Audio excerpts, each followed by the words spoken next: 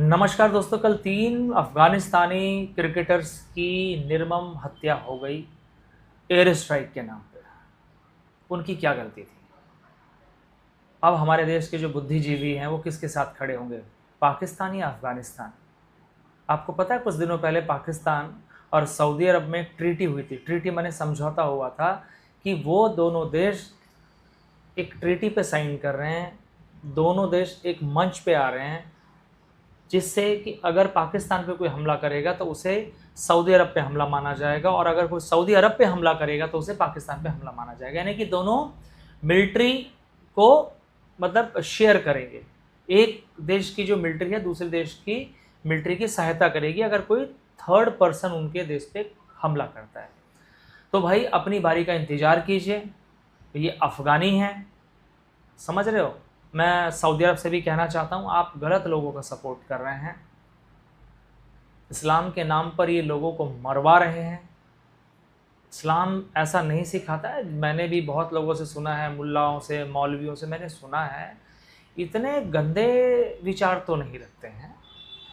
ये जो so called कहते हैं ना, ये जो सत्ता के भोगी हैं, ये इस्लाम को बदनाम कर रहे हैं। इस्लाम ऐसा सच में नहीं है। इस्लाम में ऐसा कुछ नहीं लिखा है कि किसी को मार के आप सत्ता प्राप्त करो। ये अपनी इच्छाओं को पूरा करने के लिए कर रहे हैं। हिंदुस्तानी एज ए हिंदुस्तानी अगर आप अफ़गानिस्तान जाओगे ना तो आपका मोस्ट वेलकम होगा, क्योंकि वो लोग गद्दार नहीं हैं। क्योंकि जब उनके पास खाने के लिए नहीं था तो मोदी ने यहाँ से, मोदी नहीं, राहुल गांधी भी होता, मैं कहता हूँ राहुल गांधी भी होता तो उनकी सहायता की जाती, उनको खाना पहुँचाया। लेकिन इन पाकिस्तानियों ने बॉर्डर पे उस खाने को रोक दिया, उनको सड़ने दिया। तो जिनकी सोच इतनी गंदी है कि जो दूसरे को खाना अगर हम पहुंचा रहे हैं उस खाने को रोक रहे हैं, तो इनके विचार कैसे होंगे? ये इस्लाम को फॉलो करने वाले कैसे हैं भाई? मतलब समझ में नहीं आता, ये इंसानियत को मार के किसका राज कायम करना चाहते हैं। तो वो चाहे अफ़गानिस्तानी हो, चाहे पाकिस्तानी हो, चाहे भारतवासी हो, चाहे सऊदी अरब के लोग हो, जो आम नागरिक है वो शांति चाहता है। वो पानी, बिजली, सड़क, शिक्षा इस पे चाहता है कि काम हो। वो युद्ध नहीं चाहता है, वो तोप, गोले, बारूद नहीं चाहता है, वो सुरक्षा चाहता है।